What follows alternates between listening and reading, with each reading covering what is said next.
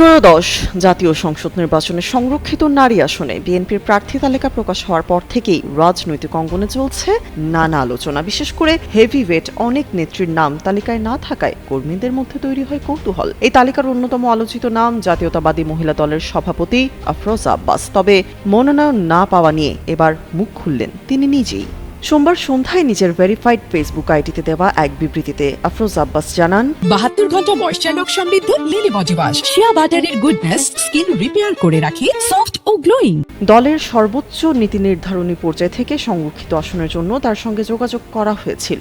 দল তাকে প্রস্তাব দিলেও তিনি বিনয়ের সঙ্গে তা প্রত্যাখ্যান করেন। তিনি স্পষ্টভাবে জানিয়ে দেন, সংরক্ষিত আসন থেকে নির্বাচনে অংশ নেওয়ার ব্যাপারে তার ব্যক্তিগত আগ্রহ নেই।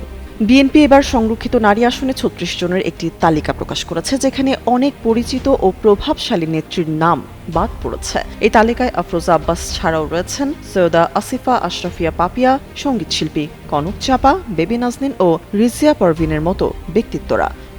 মূলত নিজের ইচ্ছেতেই এই দৌড় থেকে সরে দাঁড়িয়েছেন বলে দাবি মির্জা আব্বাসের স্ত্রীর। দলীয় সিদ্ধান্তের প্রতি শ্রদ্ধা রেখেই নিজের অবস্থান স্পষ্ট করেছেন তিনি।